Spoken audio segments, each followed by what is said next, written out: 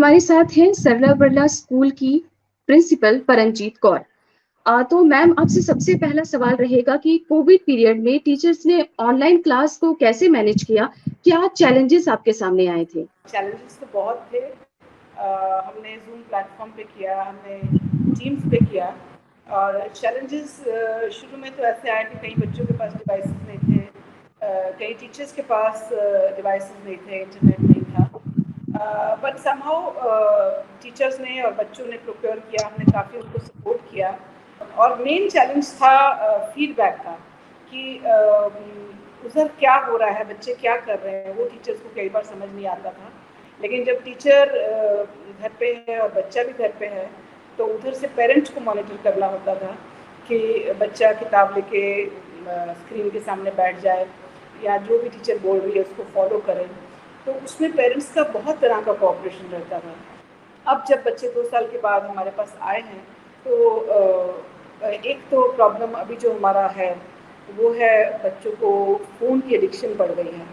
उसमें फिर हमारे पेरेंट्स बहुत कोऑपरेटिव हैं, तो उन्होंने सीधा बच्चों से फ़ोन ले लिया है और जहाँ उनको प्रॉब्लम आता है वो हमारे पास आते हैं, उनके बच्चों के काउंसलिंग सेशंस होते हैं। मैम जैसे अभी जो है आफ्टर कोविड बच्चों ने जो है वो 2 साल बाद स्कूल जाना शुरू किया है। तो अभी जो है आप क्या चैलेंजेस फेस कर रहे हैं? एक चैलेंज तो मैंने आपको जैसे बताया कि फ़ोन से दूर रखना मुश्किल हो रहा है उनको। दूसरा चैलेंज कुछ बच्चों का जो मुझे देखने में मिलता है कि बच्चे स्कूल आना नहीं चाहते, स्पेशली छोटे बच्चे। उनका जो शुरू का मंथ था, जब अप्रैल मंथ था, मई मंथ था, जो शुरू वाले मंथ थे, उसमें मैंने जो देखा कि जो बच्चे 2-2 साल के बाद स्कूल आए थे, बस सीनियर के बच्चे तो फिर बीच में आना शुरू हुए थे। एक बार अलाउ हुआ था 9th ऑनवर्ड्स, एक बार 10th ऑनवर्ड्स अलाउ हुआ था।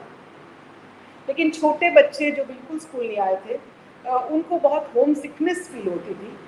वो भी हमने ओवरकम कर लिया है because somehow the teachers started doing activities with them, जो एक उनके साथ खेलना, उनके साथ उनको आर्ट में इन्वॉल्व करना, उनको म्यूज़िक में इन्वॉल्व करना, उनको डांस में इन्वॉल्व करना, उनको खेल खेल में पढ़ाने की कोशिश करना, एक्सपीरियंशियल लर्निंग देना, गुड एक्सपीरियंसेस देना।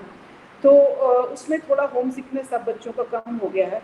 इनफैक्ट जो बच्चे शुरू में स्कूल नहीं आना चाहते थे वो अब इंजॉय करते हैं और आके हंसते खेलते हैं खूब। जब मैं राउंड पे जाती हूँ तो उन बच्चों से मैं मिलती हूँ तो मुझे आगे रोता हुआ दिखता था बच्चा, अब वो एकदम मस्ती से खेल रहा होता है। ये काफ़ी सालों से जो है बच्चों के उनमें आने वाले बदलाव को जो है देखती आ रही है। क्या देखती है जब आपने अपना करियर शुरू किया था और अभी तक में आप जो बदलाव देखती हैं उसके बारे में थोड़ा बताएँ? बच्चे मोर इन्फॉर्म्ड हैं, they are very much informed and कहीं ना कहीं मुझे लगता है कि जो 21st सेंचुरी लर्नर्स को हम पढ़ा रहे हैं वो बहुत नई चीज़ें सीखने के लिए एक्साइटेड रहते हैं और मैं भी बहुत एक्साइटेड रहती हूँ क्योंकि उनसे बहुत कुछ सीखने को मिलता है। आगे जो होता था जब मैंने स्टार्ट किया था अपना career more than 30 years back, तो मुझे बच्चे दिखते थे बड़े रिसेप्टिव होते थे, जो टीचर ने कह दिया वो चुपचाप मान लिया। लेकिन आज वो बच्चे उसको चैलेंज करने के लिए तैयार रहते हैं और वो मैं एक बहुत अच्छा साइन मानती हूँ कि अगर मैं किसी को कोई चीज़ बताती हूँ और अगर वो सही नहीं है या वो इनकम्प्लीट है तो बच्चा अगर उसको सही करता है और उसको कंप्लीट करता है तो वो मेरे लिए एक बहुत पॉजिटिव साइन है कि मैं बहुत एक इन्फॉर्म्ड लर्नर से डील कर रही हूँ।